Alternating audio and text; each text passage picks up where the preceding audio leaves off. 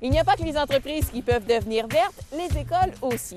Aujourd'hui, à la Capsule Écolo, on s'est rendu dans 2 cégeps où élèves et professeurs mettent tous leurs efforts pour la protection de l'environnement. Le cégep de Rivière-du-Loup et le cégep de la Pocatière. En 2007, on a commencé à faire des démarches pour devenir cégep vert.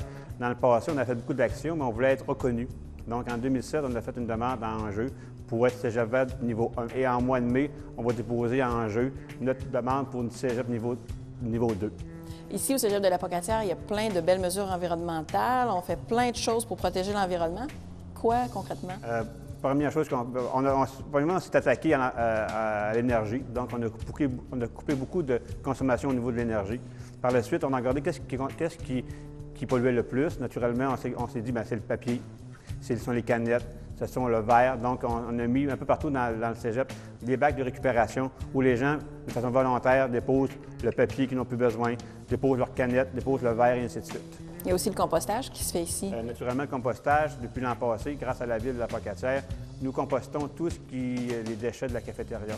Donc, on a un conteneur à l'extérieur. Les gens sont priés de mettre leur reste de table dans un récipient qu'on met dans le conteneur. Un autre concept qui est de plus en plus à la mode dans les écoles, c'est École bleue. Les élèves et les enseignants travaillent très fort et de diverses façons pour la protection de l'eau. Ils vont, entre autres, nettoyer les rivages. Il y a plusieurs niveaux d'activité. On essaie d'organiser toujours comme par exemple, en lien avec le Jour de la Terre, on organise le nettoyage de la montagne. Aussi, en association avec les Pois verts de l'ITA, on organise le nettoyage des battures régulièrement. À l'intérieur du cégep, plus précisément, on fait des fois, on organise des midis sans déchets. On remplace tous les petits contenants de beurre, de sel et ces trucs-là par des salières, des beurriers. On essaie de minimiser les déchets. On organise aussi des journées à thème comme des journées sans achat où on valorise le troc, on essaie de sensibiliser les gens à la surconsommation. Mais comment c'est perçu depuis, disons, 2007, depuis que le cégep a décidé de devenir vert? Les étudiants voient ça comment? Je te dirais qu'il n'y a pas une grande communication étudiant-comité environnemental. On travaille beaucoup, mais la masse reste encore à être sensibilisée. J'ai l'impression que je parlerais à la majorité des élèves, ils ne seraient pas vraiment au courant des mesures qu'on prend, ils seraient surpris même qu'on soit le cégep vert. Il manque un petit peu d'approche de ce côté-là. Donne-moi un exemple concret, par exemple, que les pervers... Je pense qu'un des meilleurs exemples qu'on peut donner, ça serait le programme Carboneutre. Ça, c'est une idée que Marie-Hélène Jacques a eue, l'ancienne présidente des pervers qui pue à l'école. Ça consiste à... Carboneutre, c'est un principe qui consiste à annuler les émissions de gaz à effet de serre qui sont émises par les véhicules pour tous ceux qui se déplacent pour venir à l'école, dans ce cas-ci, en plantant des arbres. Donc, avec des sondages d'habitude par rapport au transport, on calcule les taux de gaz à effet de serre qui sont émis.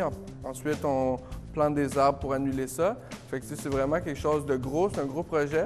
C'est, je pense, le projet principal des pervers. Hugo, les éclats de verre, c'est quoi? En fait, c'est un petit groupe d'étudiants qui est là avec des professeurs aussi pour créer des gestes concrets sur l'environnement. On a plusieurs exemples. Le premier petit projet qu'on s'est construit, c'est on a changé les bâtonnets de plastique pour brasser le café avec des pâtes alimentaires, parce que c'est biodégradable puis ça dépense moins de plastique. On a construit des cahiers faits entièrement recyclés. En fait, c'est des feuilles utilisées seulement d'un côté, qu'on a boudinées puis qu'on a mis en vente. On a un projet de carboneutralité, on a un projet de plantes. On est en train de cultiver des plantes, puis on veut savoir pour avoir des environnements plus simples dans les classes, avec plus vert. De quelle façon vous faites connaître? Est-ce que vous êtes toujours un peu là dans le cégep? Oui, bien, on a des réunions, nous autres, tous les mardis, puis on incite les jeunes qui sont intéressés à venir se joindre à nous. Et puis, on fait beaucoup de publicité. Souvent, on se ramasse au carrefour, puis on a collecté des tasses pour faire moins de dépenses de plastique. Donc, on distribue ça gratuitement. On collecte les vieilles tasses, puis on les redistribue aux membres du personnel ou aux étudiants.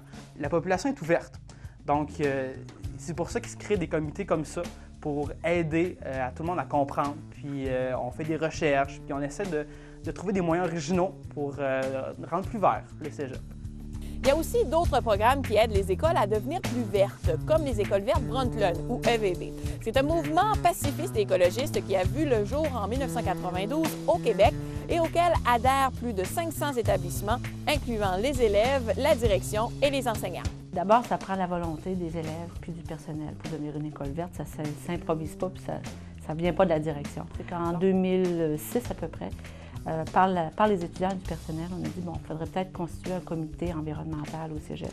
Par la suite, on s'était informé sur les formes d'accréditation qui existent. Donc, Environnement Jeunesse, c'est un organisme qui donne une accréditation pour les cégeps verts. Pour y arriver, il a fallu adopter une politique environnementale. Il a fallu faire un bilan environnemental de notre situation au collège. Il a fallu aussi adopter un plan de travail pour les années qui s'en viennent. Donc, ça, c'était les éléments clés pour obtenir une certification cégep vert.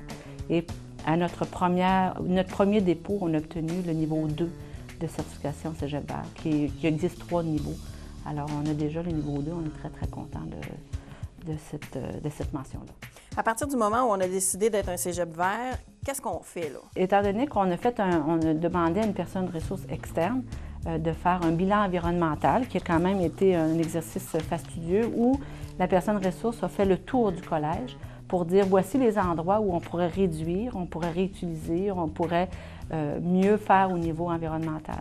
Donc, c'est sûr qu'on y va avec nos moyens aussi, comment on peut faire la récupération, le recyclage, la réutilisation, comment on peut voir nos politiques d'achat soient plus respectueuses, comment on fait aussi la sensibilisation auprès des élèves pour tous ces grands R-là de réutilisation, etc., etc. Alors, et là, chaque département a été visité et là, on met des priorités, comme par exemple cette année, au niveau de nos lieux d'alimentation, la coop, la cafétéria, ça a été des endroits plus visités. Tous les bacs qu'on a dans le collège, on en a, il faut les renouveler souvent parce que par enchantement, ils disparaissent parfois. Là, c'est très populaire, hein, la récupération. On fait l'analyse des déchets à un moment donné, on fait de la promotion on a un kiosque d'information, on va avoir des conférences sur l'utilisation de l'eau, les bouteilles d'eau aussi, comment on peut réduire l'utilisation. Donc, au niveau de nos produits de nettoyage, on avait déjà fait un virage environnemental là-dessus, du papier recyclable. On a pris des décisions de gestion à un moment donné en disant, mais si on prend du papier 100% recyclable pour l'ensemble, c'était quoi, 15 000 $ supplémentaires? Est-ce qu'on est prêt à le faire? Bon, oui, on le fait. Juste la gestion de l'eau de notre piscine, ça veut dire beaucoup d'investissement aussi. L'énergie, l'éclairage, l'économie d'énergie, électricité, bon, toutes ces choses-là, c'est regarder à chaque fois qu'on a à améliorer un de nos systèmes, il y a toujours un regard environnemental qui est porté. Toutes nos lumières vont tout être changées d'ici 2011 pour respecter des normes environnementales plus strictes. En terminant, vous avez déjà gagné quelques prix grâce au Cégep vert? Oui, alors d'abord la reconnaissance de l'accréditation avec le niveau 2 Cégep vert et le gala aussi des prestiges par la Chambre de commerce de la MSC Rivière-du-Loup. On a obtenu aussi un mérite lors du gala des prestiges. Ça, on a été très, très fiers parce qu'on avait une reconnaissance au niveau provincial à l'intérieur de l'accréditation d'Environnement Jeunesse, mais qu'au niveau local, qu'on reconnaisse aussi les efforts qui ont été réalisés au collège. Je pense que ça, tout le monde était très, très ravi de cette nomination-là. Pour connaître les pratiques environnementales du Cégep de la Pocatière et du Cégep de Rivière-du-Loup, visitez leur site Internet. Et pour avoir plus de détails sur les services de Coeco, visitez notre site Internet ou appelez-nous à notre ligne info.